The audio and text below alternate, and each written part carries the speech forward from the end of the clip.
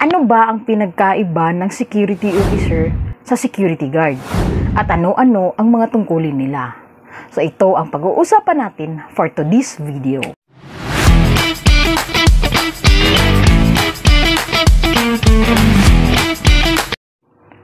Magandang araw madlang 5-9 at sa lahat ng mga nanonood ng ating video. Welcome back to my channel. So bago natin ipagpapatuloy ang video ito, kung bago ka lang dito sa aking YouTube channel, huwag kalimutang mag-subscribe, like, and share para updated kayo sa next video na i-upload natin.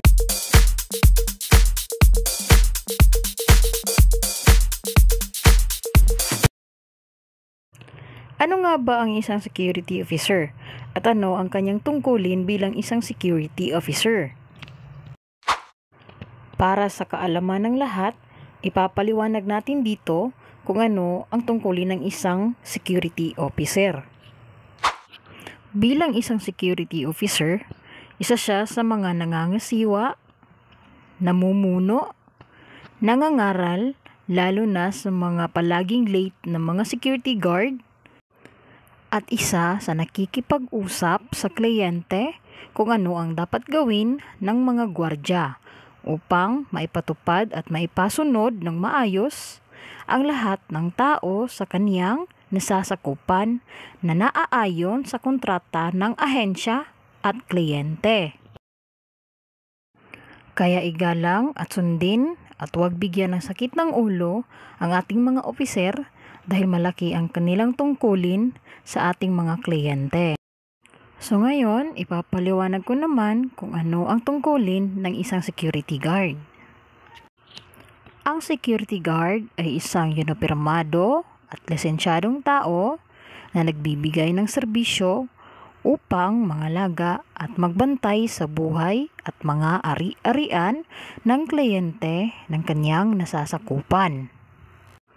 Na ang lahat ng pinag-uutos dito para ipatupad ay nasasaad sa mga kasunduan o kontrata ng ahensya at ng kliyente na kanyang pinaglilingkuran.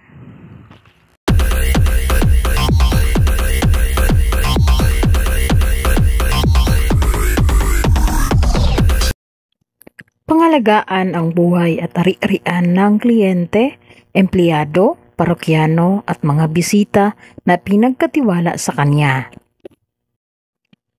Pangalagaan ang katiwasayan at katahimikan sa kanyang nasasakupan. Siguraduhing maipatutupad ang lahat ng alituntunin, batas at pinag-uutos ng kliyente na kanyang pinaglilingkuran at magbigay ng isang pag-uulat o report nang hindi tumutupad o sumusunod.